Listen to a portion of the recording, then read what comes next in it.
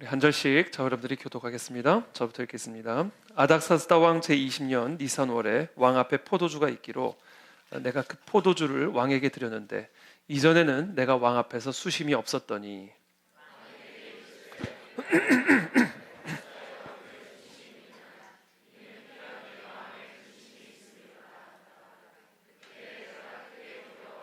왕께 대답하되 왕은 만세수를 하옵소서.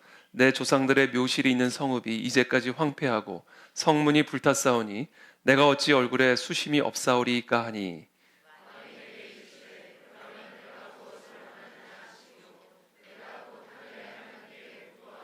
왕에게 아뢰되 왕이 만일 좋게 여기시고 종이 왕의 목전에서 은혜를 얻었사오면 나를 유다 땅 나의 조상들의 묘실이 있는 성읍에 보내어 그 성을 건축하게 하옵소서 하였는데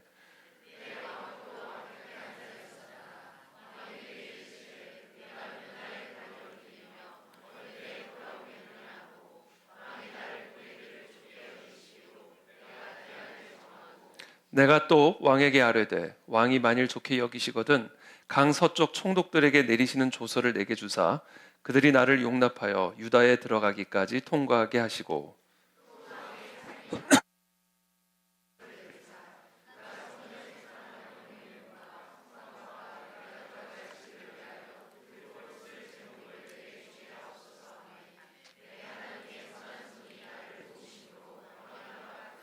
군대 장관과 마병을 보내어 나와 함께 하게 하시기로 내가 강 서쪽에 있는 총독들에게 이르러 왕의 조서를 전하였더니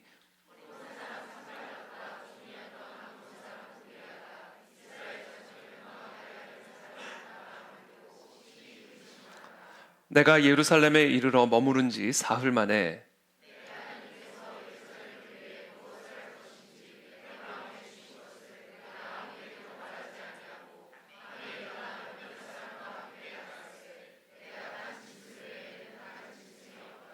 그 밤에 골짜기 문으로 나가서 용정으로 분문에 이르는 동안에 보니 예루살렘 성벽이 다 무너졌고 성문은 불탔더라.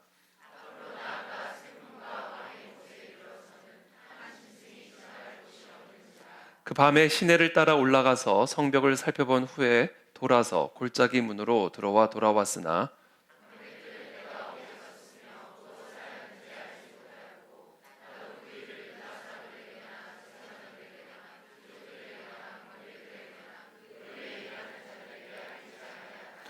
후에 그들에게 이르기를 우리가 당한 곤경은 너희도 보고 있는 바라. 예루살렘이 황폐하고 성문이 불탔으니 자 예루살렘 성을 건축하여 다시 수치를 당하지 말자 하고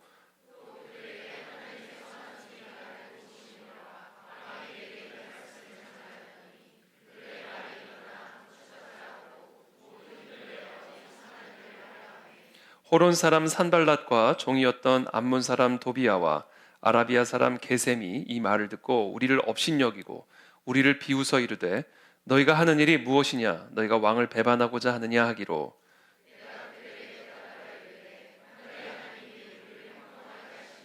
그의 종들인 우리가 일어나 건축하려니와 오직 너희에게는 예루살렘에서 아무 기업도 없고 권리도 없고 기억되는 바도 없다 하였느니라. 아멘. 오늘은 느헤미야의 비전이라는 주제를 가지고 오늘 하나님의 말씀 함께 나누겠습니다. 1954년 12월 미국 오레곤주의 조그만 도시 유진의 한 고등학교에서 사람들이 모여들고 있었습니다. 이날 밤 이곳에서는 한국 전쟁의 참상과 전쟁 고아들의 아픔을 다룬 잃어버린 양이라는 그 기록 영화 상영이 예정이 되어 있었습니다. 영화 상영이 끝난 후에 월드비전의 창립자인 바피어스 목사님의 특별 강연이 이어졌습니다. 이 강연에서 바피어스 목사님은 자신이 직접 목격한 참상과 또 혼혈 아들의 문제, 당장 한국에서 병과 굶주림으로 죽어가고 있는 고아들의 문제를 지적하면서 이들을 후원해 줄 것을 호소했습니다. 그 강연회에 참석한 사람들 가운데에는 해리 홀트 부부도 있었습니다. 이 강연회는 평안하고 행복한 삶을 살아가던 홀트 부부에게 말할 수 없는 충격을 가져다 주었습니다. 그날 저녁 해리 홀트는 아내에게 다음과 같은 말을 했다고 합니다. 바피어스 박사는 호화로운 의자에 앉아서 좋은 옷을 입고 배부르게 지내며 크고 좋은 자동차를 타고 다니는 우리를 보고 경멸을 느꼈을 것이요. 나는 피어스 박사 앞에서 치욕감을 느끼면서 그리스도께서 믿는 자의 행적을 심판하실 때 어떤 변명을 할 수 있을까 하고 생각해 보았소. 1955년 3월 해리 홀트는 입양에 대한 깊은 고민을 끝내고 부인에게 입양 결심과 한국을 직접 방문하겠다라는 계획을 밝혔습니다. 부인 역시 같은 생각을 하고 있었기 때문에 홀트 부부는 그들의 가족 수와 같은 8명의 한국 혼혈 고아를 입양하기로 결정을 했습니다. 한국으로 오는 도중에 잠깐 머무르게 된 일본 도쿄에서 해리 홀트는 이사야서 43장 5절에서 7절의 말씀을 읽고는 무한한 용기와 힘을 갖게 되었다라고 합니다. 두려워하지 말라. 내가 너와 함께하여 네 자손을 동쪽에서부터 오게 하며 서쪽에서부터 너를 모을 것이며 내가 북쪽에게 이르기를 내놓으라. 남쪽에게 이르기를 가두어 두지 말라. 내 아들들을 먼 곳에서 이끌며 내 딸들을 땅 끝에서 오게 하며 내 이름으로 불려지는 모든 자 곧 내가 내 영광을 위하여 창조한 자를 오게 하라. 그를 내가 지었고 그를 내가 만들었느니라. 이 약속의 말씀을 품고 확신에 찬 해리 홀트는 1955년 6월 3일 처음 한국을 방문하고요. 거기서 자신이 입양하게 될 8명의 아이들뿐만 아니라 자신의 선택을 받지 못한 다른 아이들까지도 자신이 도와야 한다라고 하는 확신과 열정이 그 마음속에서 솟아오르기 시작했습니다. 바로 이렇게 해서 시작된 것이 홀트 아동 복지여행입니다. 우리는 이와 같은 것을 비전이라고 부릅니다. 아주 평범한 또 편안한 그런 삶을 살아가던 이 부유한 해리 홀트 이 가정에게 하나님의 마음이, 하나님의 사명과 비전이 너무나 일상적인 기대하지 않았던 순간에 훅 그의 마음을 사로잡게 된 것이죠. 바로 이것이 사명이고 비전입니다. 저는 저와 여러분들 모두의 삶이 이와 같은 비전이 이끄는 삶이 되기를 축복합니다. 우리는 이 땅에서 살아가는 이유가 있고 목적이 있습니다.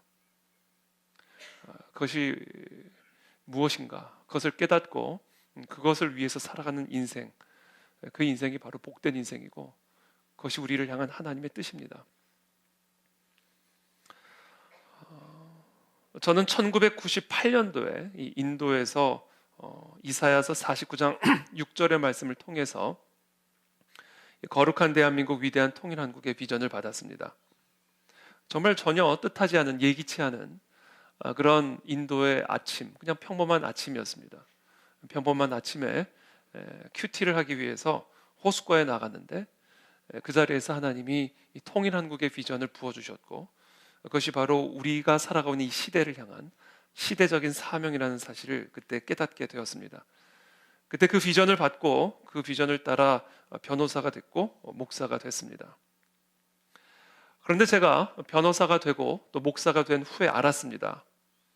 이 거룩한 대한민국과 위대한 통일한국은 변호사가 이룰 수 있는 것도 아니고 또 목사가 이룰 수 있는 것도 아니라는 사실을 제가 그 고생을 하고 나서야 알았습니다. 왜 이것을 깨달았을까? 어떻게 이것을 깨달았을까? 하나님 왜 이와 같은 깨달음을 주셨을까? 이 거룩한 대한민국 위대한 통일한국은 우리의 힘으로 이룰 수 있는 일이 아니기 때문에 그렇습니다. 우리의 능력으로 이룰 수 있는 일도 아니기 때문에 그렇습니다. 오직 하나님만이 이루실 수 있는 일이기 때문에 그렇습니다. 그래서 우리가 어떤 자격증을 따고 어떤 위치에 오르고 또는 어떤 성취를 이루고 이것이 우리가 하나님이 우리에게 주시는 비전과 사명을 이루기 위해 필요한 게 전혀 아니에요. 제가 그걸 깨달았어요. 전혀 그런 것과는 상관이 없습니다. 물론 하나님이 그와 같은 것을 사용하시죠.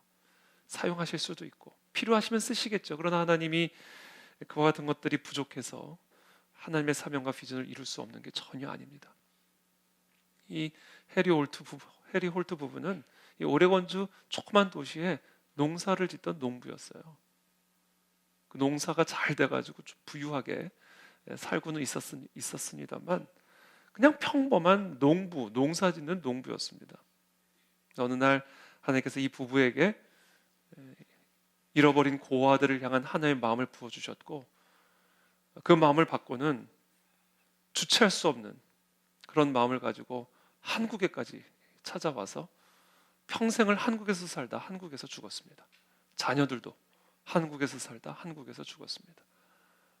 이 홀트 아동 복지회가 시작될 수 있었던 이유죠.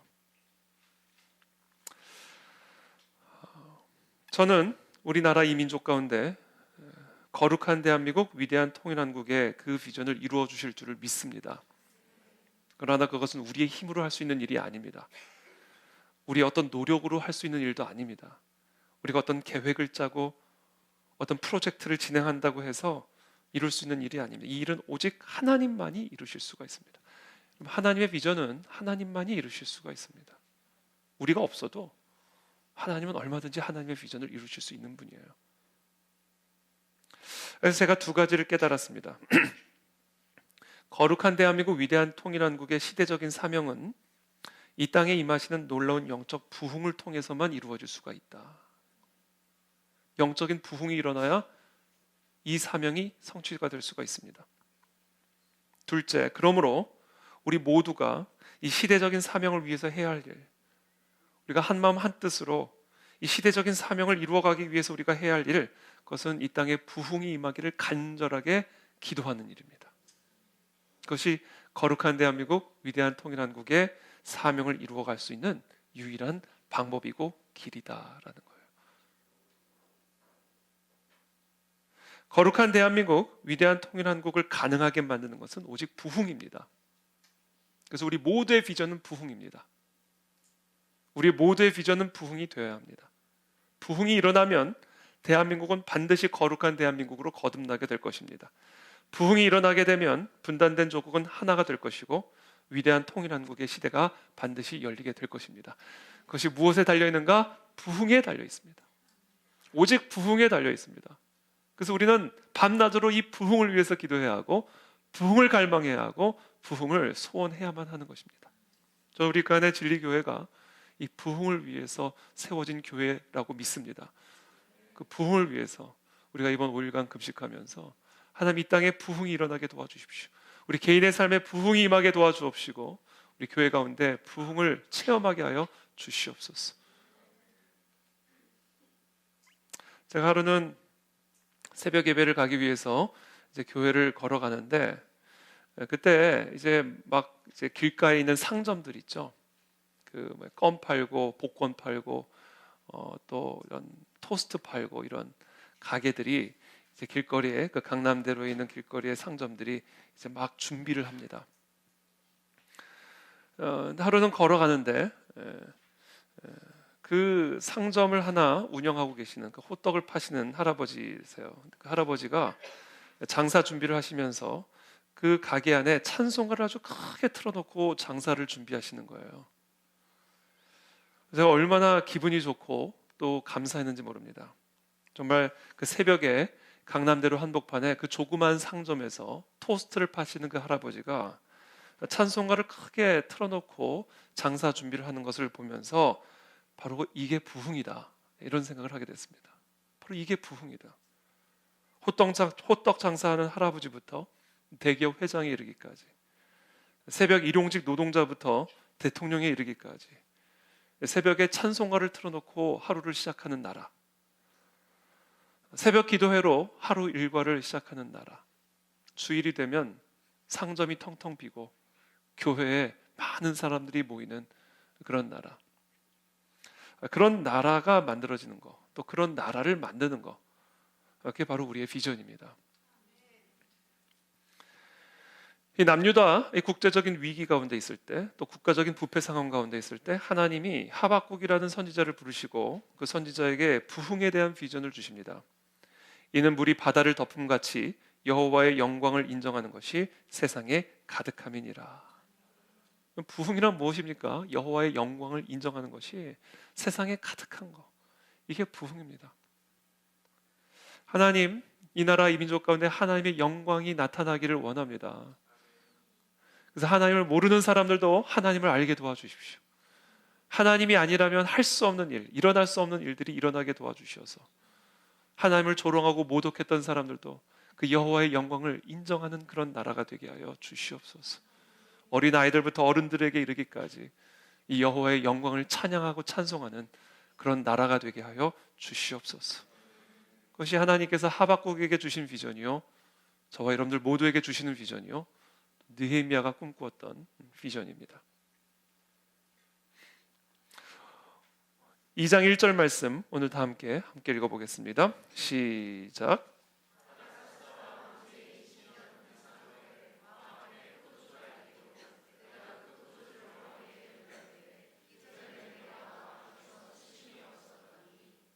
느헤미야가 하나님으로부터 예루살렘의 소식을 들은 지 약 4개월이 지났습니다. 기슬로월과 니산월은 약 4개월의 차이가 납니다. 니산월은 오늘날로 따지면 3, 4월을 의미합니다. 지난 4개월 동안 느헤미야가 무엇을 하고 있었을까? 성벽 재건이라고 하는 부흥을 위해, 이 성벽 재건의 비전을 위해서 하나님의 마음을 받은 지 4개월이 지났어요.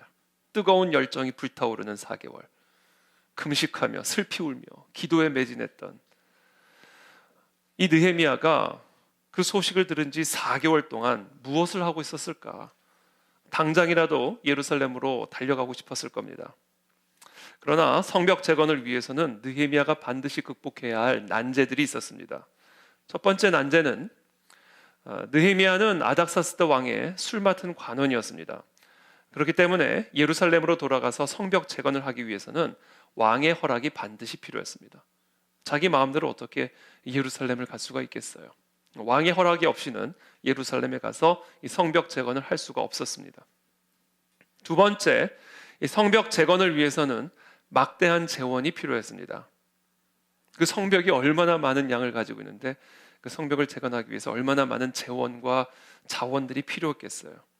그것을 위해서는 아닥사스다 왕의 국고 지원이 반드시 필요했습니다.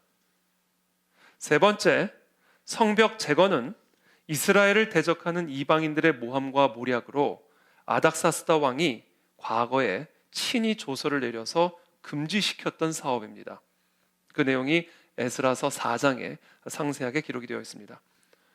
이 이스라엘 백성들이 성벽을 재건하게 되면 반드시 아닥사스다 왕을 배반할 것이고 거역할 것이다라고 하는 이와 같은 모함과 모략으로 이 아닥사스다 왕이 친히 조서를 내려서 성벽 재건을 못하도록 막아내버렸습니다. 그러므로 아닥사스다 왕이 자신의 결정을 스스로 철회하지 않는 이상 느헤미야의 성벽 재건은 사실상 불가능한 일이었습니다. 지금 이 세 가지 난제가 느헤미야가 반드시 극복해야 할 난제였습니다. 한마디로 느헤미야의 성벽 재건은 하나님의 도우심이 없이는 절대로 불가능한 일이었습니다. 자, 그렇다면 느헤미야는 지난 4개월간 무슨 일을 하며 시간을 보냈을까요? 느헤미야는 자신이 성벽 재건을 위해서 할 수 있는 일은 아무것도 없음을 알고 있었습니다. 정말 아무것도 할 수 없었어요. 오로지 이것은 아닥사스다 왕의 허락이 없이는 아무 일도 진행될 수 없는 일이었습니다. 그래서 느헤미야는 지난 4개월간 하나님의 도우심을 위해 기도만 했을 겁니다. 정말 기도만 했을 거예요. 저는 이 느헤미야 1장이 지난 4개월간 느헤미야가 했던 일을 보여주고 있다고 믿습니다. 기도 외에는 할 수 있는 일이 아무것도 없기 때문에 그렇습니다. 할 수 있는 일이라고는 하나님께 매달리는 것 외에는 아무것도 없었습니다. 그렇게 기도하면서 하나님의 인도하심만을 기다리고 있었을 겁니다. 그렇게 4개월이 지났습니다. 2절 말씀 함께 읽겠습니다. 시작.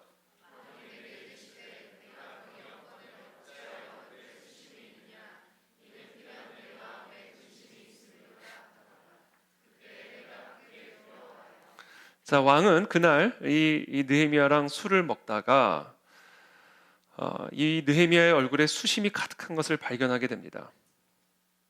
그러면서 네 마음에 근심이 있음이로다. 이게 제 생각에는 아마 왕이 이 느헤미야의 얼굴을 통해서 자신에게 뭔가 하고 싶은 말이 있음을 눈치챘을 것 같아요. 너 지금 나한테 무슨 말을 하고 싶은 게 있는 모양인데 그거 한번 말해봐라. 이렇게 눈치를 챈 것 같습니다. 그러자 느헤미야가 왕께 대답을 합니다. 왕은 만세수를 하옵소서. 내 조상들의 묘실이 있는 성읍이 이제까지 황폐하고 성문이 불탔사오니 내가 어찌 얼굴에 수심이 없사오리까 하니.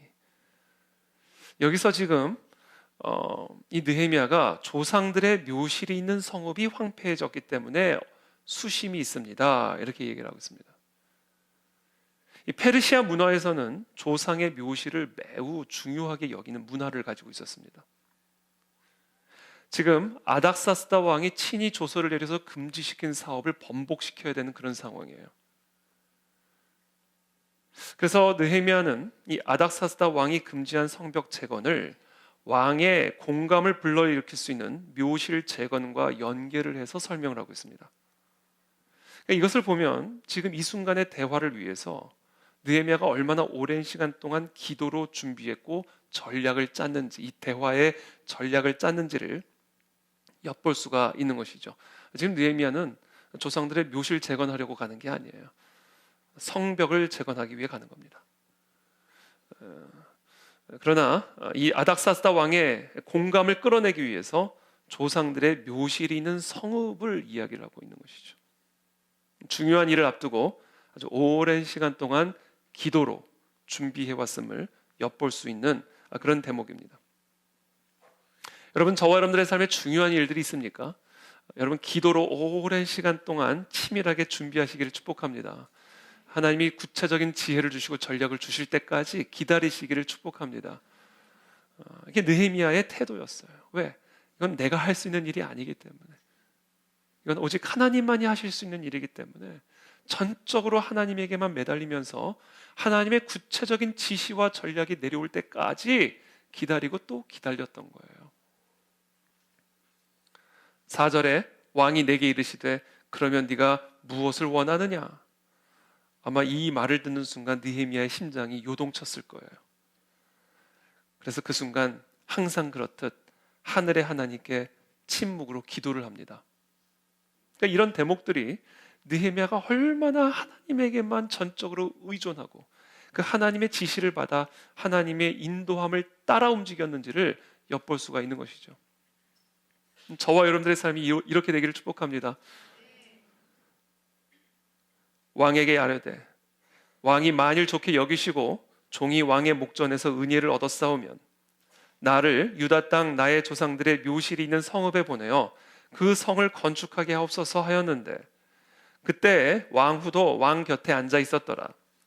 왕이 내게 이르시되 네가 몇 날에 다녀올 길이며 어느 때에 돌아오겠느냐 하고 왕이 나를 보내기를 좋게 여기시기로 내가 기한을 정하고 내가 또 왕에게 아뢰되 왕이 만일 좋게 여기시거든 강 서쪽 총독들에게 내리시는 조서를 내게 주사 그들이 나를 용납하여 유다에 들어가기까지 통과하게 하시고 또 왕의 삼림감독 아삽에게 조서를 내리사 그가 성전에 속한 영문의 문과 성곽과 내가 들어갈 집을 위하여 들보로 쓸 제목을 내게 주게 하옵소서 하매 내 하나님의 선한 손이 나를 도우심으로 왕이 허락하고 이렇게 기록을 하고 있습니다.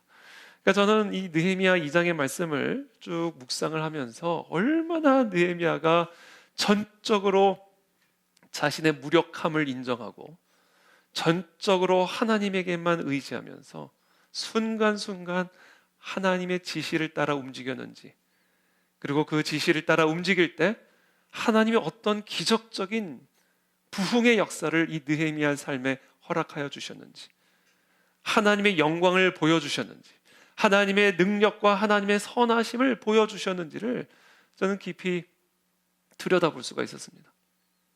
저는 저와 여러분들의 인생을 이렇게 들여다볼 때 이런 모습들이 나타나게 되기를 축복합니다. 하나님은 사람이 50년 걸려도 할 수 없는 일을 5분 만에 하실 수가 있습니다. 우리가 얼마나 열심히 수고하고 노력하는 것이냐에 달려있는 게 아니라 하나님이 우리와 함께 하시느냐에 달려있는 거예요.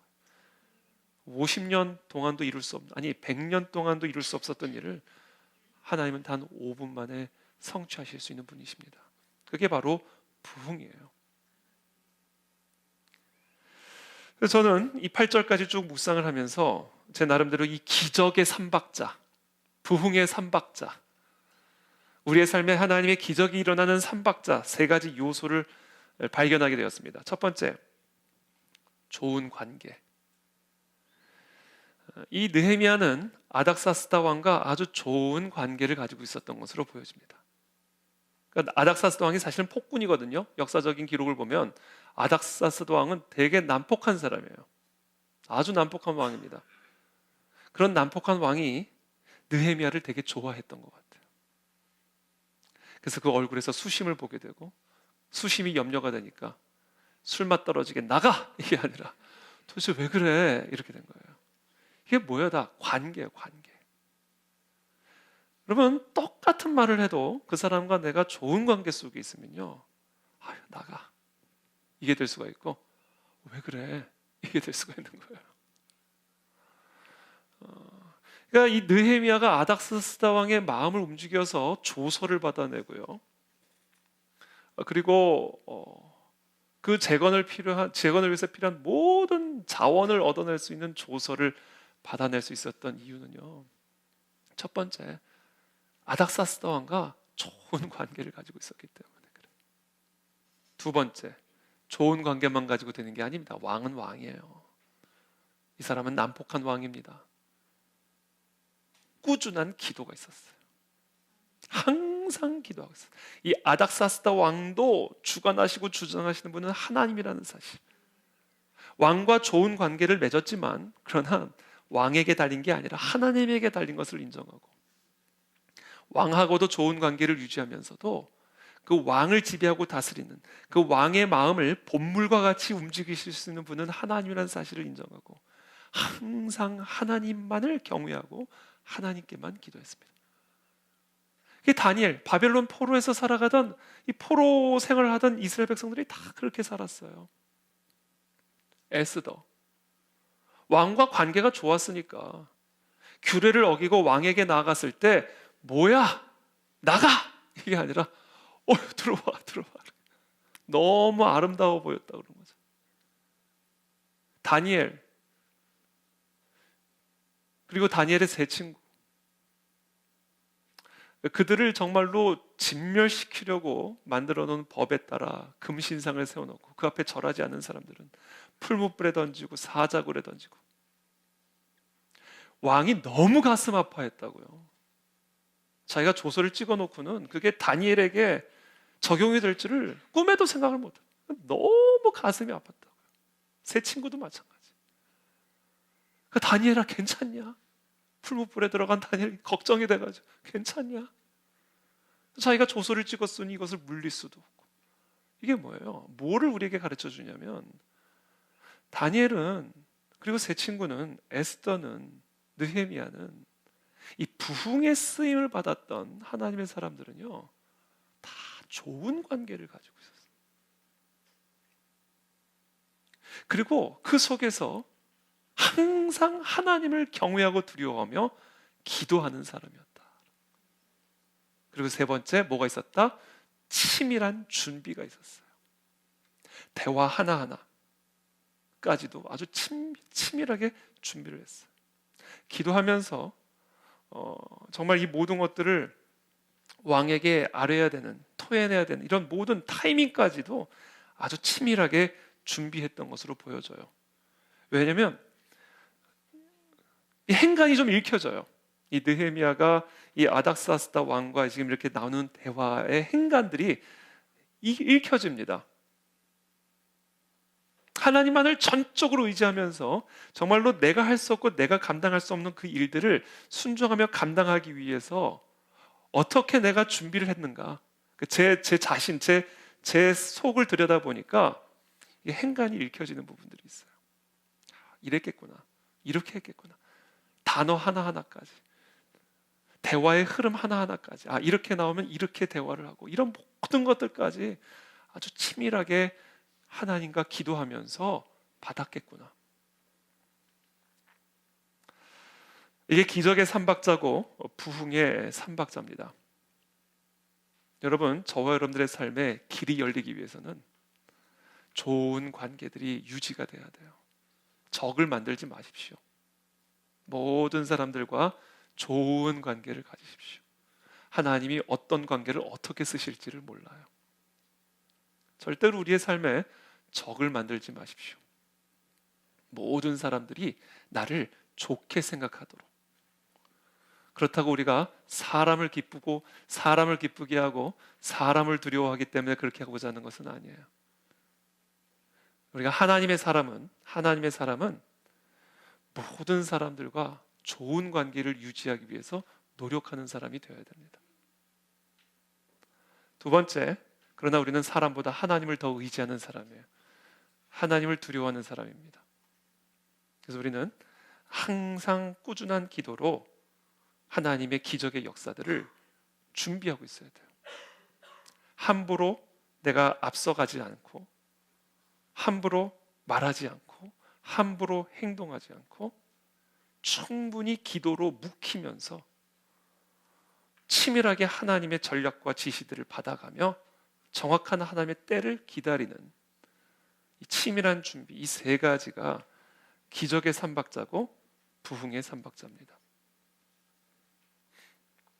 9절에 군대 장관과 마병을 보내어 나와 함께 하게 하시기로 내가 강 서쪽에 있는 총독들에게 이르러 왕의 조소를 전하였더니 호론 사람 산발랏과 종이었던 암몬 사람 도비아가 이스라엘 자손을 흥왕하게 하려는 사람이 왔다 함을 듣고 심히 근심하더라. 자, 이들이 근심한 이유가 무엇입니까? 이스라엘 자손을 흥왕하게 하려는 사람이 왔다 함을 듣고 이 산발랏과 도비아가 근심을 하게 되었다, 이렇게 기록을 하고 있습니다. 여러분, 하나님의 일들이 이루어지는 것을 보고 기뻐하는 사람이 있는가 하면 근심하는 사람들이 있습니다.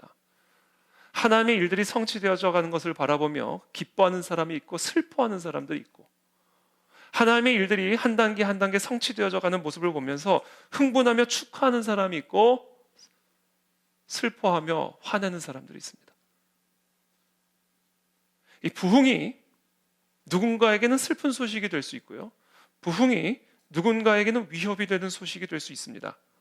한마디로 부흥을 반대하는 부흥의 반대 세력들이 있습니다. 그들이 누구인가? 바로 마귀입니다. 그리고 마귀의 종로로 타는 자들입니다.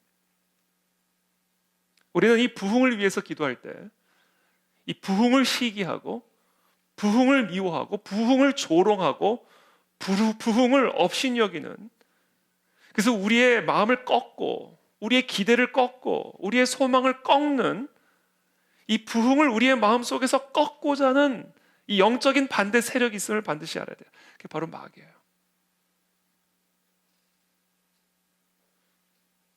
18절에 보면 그들에게 하나님의 선한 손이 나를 도우신 일과 왕이 내게 이런 말씀을 전하였더니 그들의 말이 일어나 건축하자 하고 모두 힘을 대어 이 선한 일을 하려 하매, 그러니까 지금 느헤미야는 어떻게 쓰는지 이 이스라엘 백성들을 마음을 모아가지고 정말 한 덩어리가 돼서 하나님이 자신들에게 주신 이 성벽 재건이라고 하는 이 부흥의 사명을 위해서 힘을 내서 이 선한 일, 이 성벽 재건, 이 부흥을 위해서 헌신하고 힘써 나가려고 하는데, 그때 호론 사람 산발랏과 19절에 종이었던 암몬 사람 도비아와 아라비아 사람 게셈이 이 말을 듣고 우리를 업신여기고 우리를 비웃어 이르되 너희가 하는 일이 무엇이냐? 너희가 왕을 배반하고자 하느냐? 그러니까 우리 안에 이 부흥만이 소망인데, 이 부흥이 거룩한 대한민국 위대한 통일한국을 이루는 하나님의 사명이요 비전인데, 우리의 마음속에 그 부흥을 업신여기는 마음을 갖게 만들어요. 그 부흥을 조롱하는 마음을 갖게 만듭니다. 에이, 그런 부흥이 일어나겠어? 에이, 그런 부흥이 우리 가운데 일어나겠어? 그런 부흥이 뭐 얼마나 대단하게 일어나겠어? 이 부흥에 대한 열망과 이 부흥에 대한 열정을 꺾어버린다고요. 찬물을 쏟아버린다고요. 그때 이 느헤미야가 이 산발랏과 도비아의 이 조롱을, 업신여김을, 무시함을 이렇게 반박합니다. 내가 그들에게 대답하여 이르되 하늘의 하나님이 우리를 형통하게 하시리니 그의 종들인 우리가 일어나 건축하려니와 오직 너희에게는 예루살렘에서 아무 기업도 없고 권리도 없고 기억되는 바도 없다 하였느니라. 하나님이 반드시 우리를 형통케 하셔서 반드시 우리에게 부흥을 주실 거야. 왜? 그것은 하나님의 뜻이고 하나님의 비전이기 때문이야 라고 이 산발락과 도비아, 이 사탄의 소리를 대적합니다. 사실 이 산발락과 도비아가 어디에 있는가? 내 안에 있더라고요. 제가 오늘 하루를 준비하면서, 오늘 저녁 집회를 준비하면서 하나님 부흥을 주십시오. 부흥을 갈망합니다. 부흥 없이는 아무 일도 되지 않습니다. 우리가 바라고 원하는 단 하나의 소원, 하나님 우리 가운데 정말 불처럼 바람처럼 임하는 놀라운 부흥의 그 역사를 우리에게도 허락하여 주십시오. 그렇게 기도하는데 제 안에 에이 그게 되겠어? 이 마음이 쑥 올라. 제 안에 산발랏이 있음을 알았어요. 제 안에 도비아가 있더라고요. 기도를 하는데 기도가 나오질 않아요. 이게 되겠어? 내가 이걸 그렇게 원한다고? 그게 되겠어? 우리 성도들이 이거를 정말 같은 마음을 가지고 그 비전을 한 마음 한 뜻으로 품을까? 정말 우리 성도들 모두가 정말 이 부흥을 위한 한 마음 한 뜻을 가지고 이 이스라엘 백성들이 성벽 재건을 위해서 힘을 모아 일어났듯이, 그래서 각자 다 내일 우리가 나누겠지만 자신이 맡은 영역에서 그 성벽들을 재건하기 위해서 수고하고 헌신하는 그런 힘들을 우리 모두가 가질 수 있을까? 계속해서 퀘스천이 떠오르는 거야. 세상 사람들이 우습게 여기진 않을까? 아니 수만 명이 모이는 교회들이 있는데, 수천 명이 모이는 교회들이 있는데, 그래서 우리가 이렇게 소수의 무리가 모여서 우리가 기도한다고 하나님이 우리에게 그와 같은 부흥을 허락하실까? 제 마음속에 계속 산발락과 도비아, 제가 오늘 하루 종일 산발락 도비아 잡느라고 제가 계속 올라오는 거예요. 설교할 힘도 없어요. 설교할 힘도 나오지 않았어요. 설교한다고 될까? 내가 오늘 이 설교를 한다고 우리들이 부흥을 향한 갈망을 가지고 정말 부르짖을 수 있을까? 정말 그걸 기대할까? 정말 부흥이 있다는 것을 진짜 믿을까?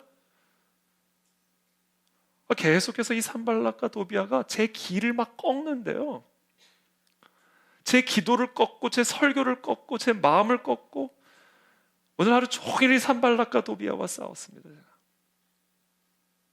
여러분, 그때 우리는 선포해야 됩니다. 하늘의 하나님이 우리를 형통케 하실 것이다. 하늘의 하나님이 우리에게 부흥을 주실 것이다. 우리에게 필요한 것은 간절한 갈망과 소원이다. 산발락과 도비아의 거짓 속임수의 길을 꺾이지 말게 되기를 축복합니다. 오늘 시간 우리가 함께 기도와 찬양으로 이 산발락과 도비아의 거짓 속임수의 길을 완전히 밟아버리기를 축복합니다. 하나님 우리에게 반드시 부흥을 주실 것입니다. 그리고 우리에게 거룩한 대한민국, 위대한 통일한국을 주실 것입니다. 한 번도 경험해보지 못했던 방식으로 하나님의 임재와 강림을 우리는 이 자리에서 반드시 체험하게 될 것입니다.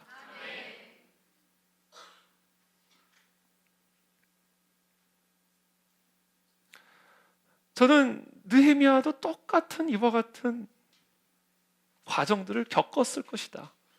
그걸 제가 느헤미야서 2장을 묵상한 거예요. 4개월 동안 아마 그거를 준비했을 겁니다. 자기 마음속에 산발락과 도비아와 싸우느라 4개월이라는 시간도 부족하게 느껴졌을지 몰라요. 근데 그러던 어느 날 하나님이 확신을 확, 산발락과 도비아의 길을 확 꺾어버리는 말씀을 주신 거예요.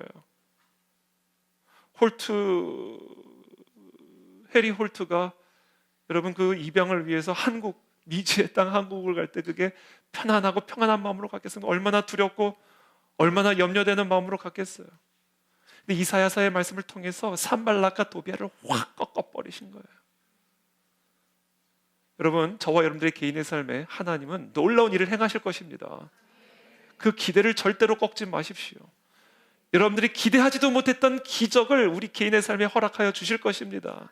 하나님은 위대하시고 전능하신 하나님이세요. 우리가 평생토록 못한 일을 하나님은 오늘 하루에 하실 수가 있으십니다. 그것을 기대하시고 기도하십시오. 우리 교회 가운데, 한국 교회 가운데 하나님은 그런 부흥을 허락하실 수 있는 분이십니다. 이 민족 가운데 하나님 그런 부흥을 반드시 허락하실 것입니다. 그러므로 산발락과 도비아의 길을 꺾고 우리를 형통케 하실, 우리에게 기적을 보여주실, 하나님의 영광을 보여주실 그 하나님의 약속을 믿고 오늘 이 밤에 우리가 뜨겁게 기도하며 부르짖으며 찬양하며 나갈 수 있게 되기를 바랍니다. 제가 한 가지 우리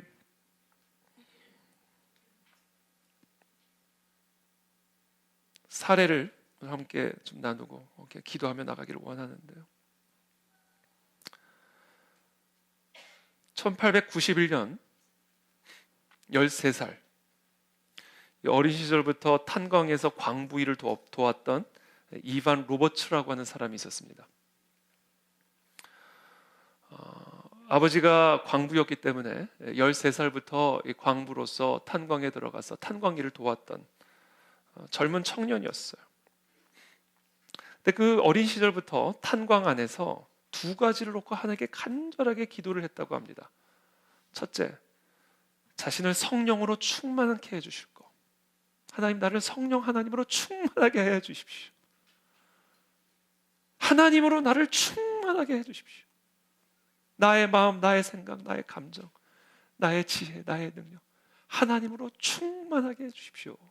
그래서 내 힘으로 살지 않게 하시고 하나님의 힘으로 살게 하시고 내 지혜로 살지 말게 하시고 하나님의 지혜, 하나님의 능력으로 살게 해주십시오. 이게 느헤미야예요. 느헤미야입니다. 그게 우리의 갈망이 되어야 될 줄로 믿습니다. 탄광에서요, 이 어린 소년이요, 그와 같은 성령의 충만함을 위해서 기도했어요. 두 번째, 무엇을 위해 기도했는가? 자신이 살고 있는 이 영국 웨일즈에 부흥을 보내주실 것을 위해서 간절하게 기도했습니다. 하나님, 나만 성령 충만한 게 아니라 이 웨일즈에 사는 모든 백성들이 하나님의 영광을 인정하게 도와주시고 그 하나님만을 경배하게 하시고 하나님만을 의지할 수 있는 그 웨일즈의 부흥을 보내주옵소서. 이반 로버츠는요, 웨일스 전체를 그리스도께 바쳐야 한다는 인식으로 가득했다고 합니다. 그래서 구체적으로 10만 명의 영혼이 주님께로 돌아오는 그런 비전을 그 탄광에서 이 어린 소년이 품었다고 합니다. 그리고 이 비전이 이루어지도록 열정적으로 날마다 그 탄광 속에서 기도했다고 합니다. 그 이반 로버츠 안에 산발락과 도비아가 나타나지 않았겠습니까? 당연히 나타났겠죠. 내가 뭐라고 탄광에서 이 탄광 일을 하는 나를 통해서 이런 부흥이 일어날 수가 있단 말이야. 그러나 이반 로버츠는 그 어린 시절 탄광에서 그 두 가지를 날마다 열정적으로 목말라 하면서 기도했습니다. 웨일즈의 부흥을 허락하여 주옵소서. 그리고 그 부흥을 위해 나를 사용하여 주옵소서. 그때 이반 로버츠가 항상 기도했던 기도가 바로 이거였다고 합니다. 주여, 나를 굴복시켜 주옵소서. 나를 꺾어서 교회를 회복시켜 주시고 세상을 구하옵소서. 나를 굴복시켜 주옵소서. 이게 중요한 기도입니다. 이런 부흥이라는 게요, 결국은 자기를 철저하게 깨뜨리고 꺾는 거예요. 그렇게 비워진 몸과 영혼에 성령 하나님이 임하시는 겁니다. 혹시 여러분 여전히 꺾이지 않고 있는 여러분들의 무언가가 있습니까? 그게 철저하게 깨뜨려지고 꺾여져야 돼요. 그렇게 꺾여진 몸과 영혼에 성령 하나님이 임재하시게 되는 거예요. 그 꺾여져야 될 바로 그것이 바로 우상입니다. 제가 어저께 말씀드렸죠. 나를 위하여 하나님 외에 내가 의지하는 다른 모든 것들, 그게 다 우상이라고 말씀을 드렸어요. 근데 제가 잠잠히 생각을 해보니까 결국은 나를 위하여 하나님 외에 내가 의지하는 모든 것들이니까 결국에 우상의 본질은 나구나. 내가 우상이구나. 그걸 제가 묵상을 했습니다. 내가 부셔져야 됩니다. 내가 철저하게 깨질 때 그때 성령 하나님께서 내 안에 강림하실 수가 있는 거예요.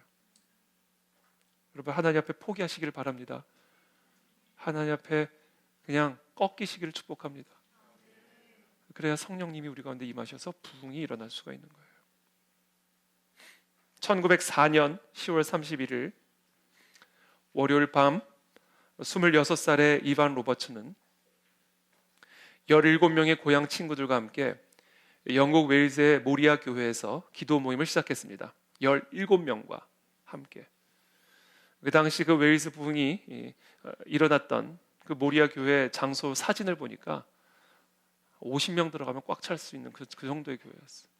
거기에 17명의 청년들이 모여서 기도 모임을 시작했습니다. 바로 그 모임이 20세기를 뒤흔든 웨일즈 부흥의 출발지였습니다. 상상이나 했겠어요? 그 20대 중반의 젊은 청년들 17명이 부흥을 위해서 그 조그만 방에 모여서 함께 기도 모임을 시작할 때 그게 전 세계를 뒤흔들 거라 상상이나 했겠냐고요. 로버츠가 전한 메시지의 핵심은 4가지였습니다. 모든 죄악들을 하나님께 고백하고 주 예수 그리스도를 통해 죄 사함을 받으라. 모든 죄악을 낱낱이 자백하고 예수 그리스도의 피로 죄 씻음을 받으라. 1초에 하나씩 죄를 짓잖아요, 우리가. 그 모든 죄를 우리가 어떻게 씻어낼 수가 있겠어요? 날마다 예수 그리스도의 대속의 피를 노래해야 되고, 날마다 예수 그리스도의 대속의 피를 의지하고, 그래서 날마다 우리는 그 그리스도의 보혈의 피로 죄 씻음을 받아야만 합니다. 2번째, 우리의 삶에서 경건하지 못한 모든 습관들을 버려라. 우리의 삶에 경건하지 못한 모든 습관들은 다 버려라. 철저하게 버려라. 그것을 버리지 않고 부흥은 우리 가운데 임할 수 없다.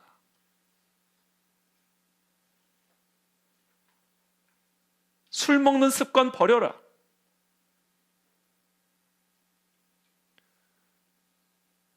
우리의 삶에 없애야 할 습관들, 그것들을 철저하게 끊어내야 된다.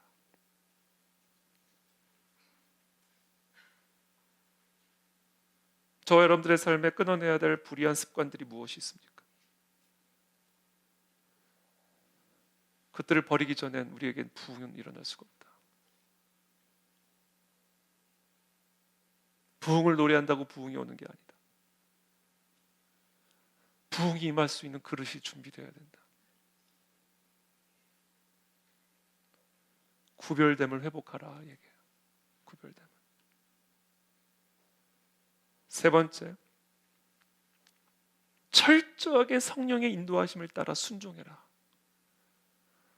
매 순간순간 느헤미야와 같이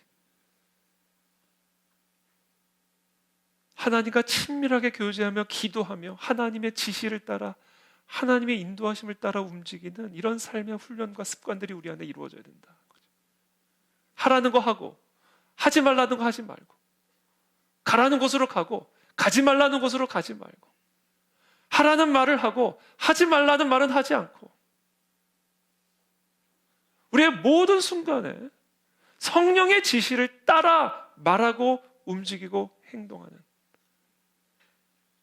이것이 부흥을 준비하는 그릇입니다.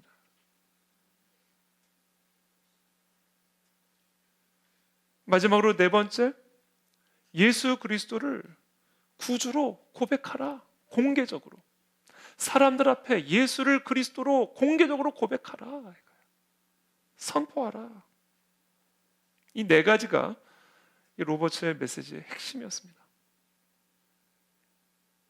그날 모임이 새벽 3시까지 진행되었다고 합니다. 사실 우리가 부흥을 경험하려면요, 이 시계를 다 좀 어떻게 좀 이렇게 두고 나와야 돼요. 저도 계속 설교하면서 시계 보게 되고, 예배 진행하면서 시계 보게 되고. 근데 여러분, 제가 한번 성령께서 감동을 주시면 그냥 갈게요. 한번 성령께서 감동을 주시면 그냥 갈 테니까 가실 분들은 성령의 인도하심을 따라 편하게 가시면 돼요. 근데 한번 이 시간을 뚫고 나가는 게 있어야 되더라고요. 부흥사를 보면요, 항상 그래요. 하여튼 뭐가 우리를 제약하고 있는 게 있으면 안 되더라고요. 그냥 완전하게 성령에 취해서 말하고, 취해서 노래하고, 취해서 설교하고, 취해서 교제하고, 이게 한번 확 취해서 그냥 갈 때까지 가는. 그러니까 참 이 술 취하는 거랑 성령 취하는 게 참 똑같은 게 갈 때까지 가는 거예요. 갈 때까지.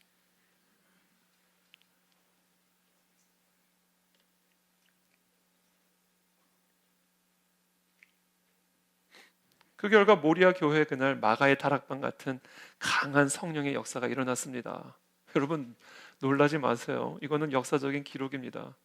그 이반 로버츠가 그 모임을 가진 후에 한 달 만에 그 지역에 3만 7천 명이 주님께 나가 회개했습니다. 이건 역사적인 기록이에요.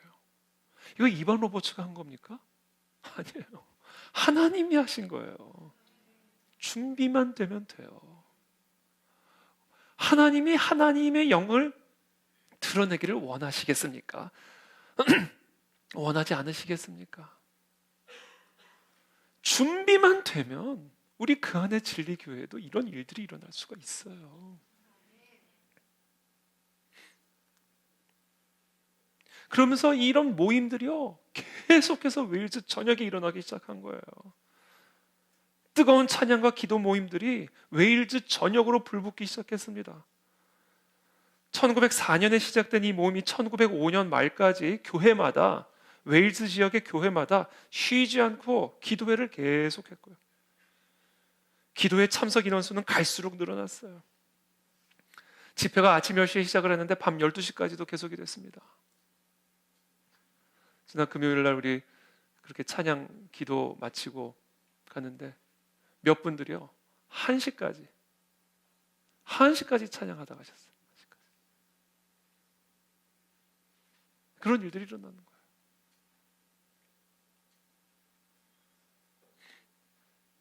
죄를 깨닫는 사람들의 억제할 수 없는 흐느낌과 통곡과 통회하는 소리들이, 참회하는 소리들이 이곳저곳에서 흘러나왔습니다. 동시에 구원받은 사람들의 말할 수 없는 기쁨의 환호들로 가득했습니다. 그런 주홍빛 같은 붉은 죄들이 그리스도의 대속의 피로 깨끗이 사함을 얻은 자들이 기뻐하며 찬양하고, 또 한쪽에서는 자신의 죄 때문에 탄식하며 신음하고, 그러니까 부흥이 일어나면 이런 신적인 무질서함이 일어납니다. 한쪽에서는 통곡하고 한쪽에서는 노래하고.